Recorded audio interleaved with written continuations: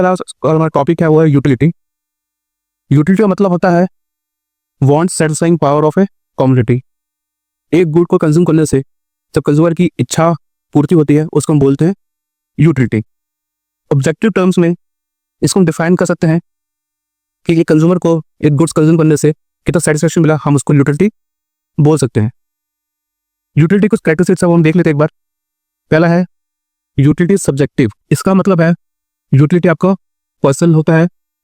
एक गुड से दो अलग अलग लोगों को अलग लेवल की यूटिलिटी मिलती है। फॉर एग्जांपल, अगर कोई चॉकलेट लवर है, उसको चॉकलेट कंज्यूम करने से ज़्यादा सेटिस्फेक्शन या ज़्यादा यूटिलिटी मिलेगी as compare to someone who doesn't like chocolate. तो यूटिलिटी आपके पास सब्जेक्टिव नेचर का है, ये पर्सनल थिंग है।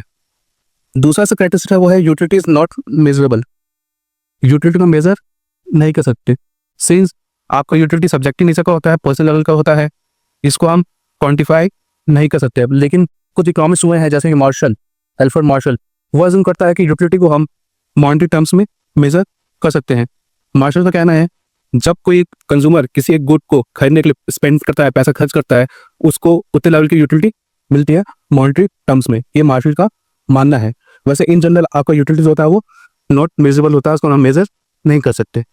तीसरा है यूटिलिटी होती है उस समय के साथ साथ, जगह के साथ साथ बदलती रहती है। इसका मतलब एग्जाम्पल ये हुआ, जैसे सपोज कीजिए एक अम्ब्रेला है, उससे तो सेटिस्फेक्शन कंज्यूमर को मिलेगी और रेनी सीजन में ज़्यादा मिलेगी as compare to summer season.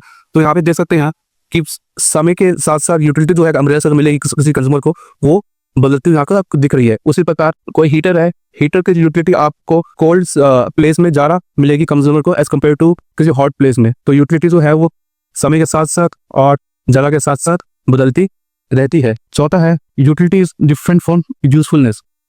अगर किसी गुड्स को कंज्यूम करने से किसी कंज्यूमर का यूटिलिटी मिल रही है, इसका मतलब ये नहीं कि वो गुड यूजफुल है। एग्जाम्पल के तौर पर स्मोकिंग जो है वो हार्मफुल है सोसाइटी के लिए, बट जो कंज्यूमर स्मोक करता है उसको उस गुड से यूटिलिटी मिलती है। लेकिन इसका ये नहीं क्या मतलब हुआ कि वो जो गुड है वो हमारे समाज के लिए यूजफुल है। तो यूटिलिटी का आप यूजफुलनेस से आप लिंक नहीं कर सकते। यूटिलिटी मिल रही है किसी गुड्स को कंज्यूम करने से, इसका मतलब ये नहीं कि वो गुड आपका सोसाइटी के लिए यूजफुल है। तो utility is different from usefulness.